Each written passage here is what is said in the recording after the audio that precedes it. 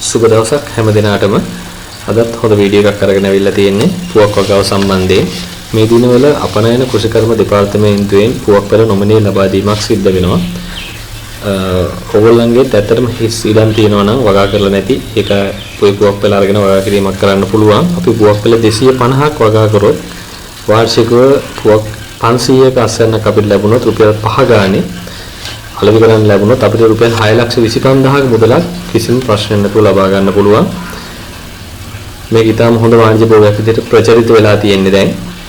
හොඳ ඉල්ලුමක් ලැබෙනවා පුවක් වලට. අපි මේ පුවක් සිටවා ගැනීමේදී ශේෂ්ත්‍රයේ මේ වගේ ඉදම සුද්ධ කරාට පස්සේ මෙන්න මේ විදිහට වලවල් හරා ගැනීමක් සිද්ධ කරන්න ඕනේ. මේක අතර පරතරය අඩි 5ක් 6ක් පමණ තබා ගැනීමට වග බලා ගන්නත් ඕනේ. එතකොට මේකෙදී අපි විශේෂයෙන් සැලකිලිමත් විය යුතු කරුණු කිහිපයක් තියෙනවා. මේකෙදී මේ වගාවට දිලීර හානිය එන්න පුළුවන් ඉඩකඩක් තිබුණොත් අපිට ඒක වළක්වා ගන්න ගෙන්දගම් එකතු කරගන්න පුළුවන්. මේකෙදී මෙන්න මේ වලට මේ විදිහට වටේටත් වටන විදිහට ගෙන්දගම් ග්‍රෑම් 10ක් 15ක් පමණ ප්‍රමාණයක් ගිනිපෙට්ටි පියන ප්‍රමාණයක් එකතු කරගෙන අපිට මේක පැල සිටවා ගැනීම සිද්ධ කරන්න පුළුවන්. එතකොට මේකේ දිලී ධානිය අවම කර ගැනීම හැකියාවක් තියෙනවා අපිට සම්පූර්ණම මේ පැලව වල ඵලදායීතාව ලබා ගන්න පුළුවන්. පසු කාලීනව සිදුවෙන දිලී ධානිය වලට මේක බොහොම වැදගත්. ඒ වගේම තමයි මේ පැකට් එකෙන් පැල වෙන් කර ගැනීමේදී මෙන්න මේ විදිහට පැලේ හොඳට පස් ටික තද කරලා අපි මේ කරන විදිහට කරොත් මුල් කැඩෙන්නේ නැතුව බොහොම පරිස්සමෙන් මේ පැලේ අපිට ඉවතලා අරගෙන වලේ බොහොම පරිස්සමෙන් හිටවා ගැනීමක් කරන්න පුළුවන්.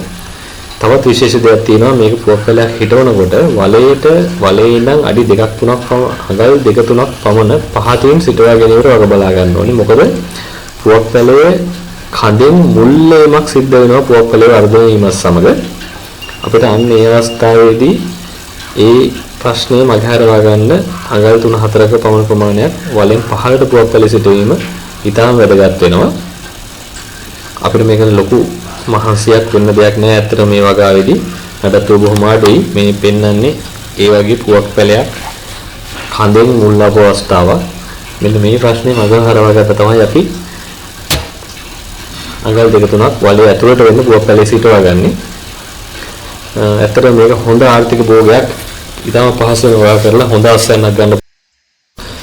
වීඩියෝ එක හොඳයි කියලා හිතනවා නම් අපේ channel එක subscribe කරන්න, share කරන්න, comment එකක් දාන්න, ඔයගොල්ලන්ගේ තියෙන අදහස් comment කරන්න, තියෙන ප්‍රශ්නත් අපි share කරගමු. අපේ තියෙන දැනුම share කරගෙන මම බලාපොරොත්තු වෙන මේ වීඩියෝ එකේ පස්සේ ඔයගොල්ලන්ගේ තියෙන හිස් ඉඩම් වල මේ වගේ භෝගයක් වගා කරයි කියලා.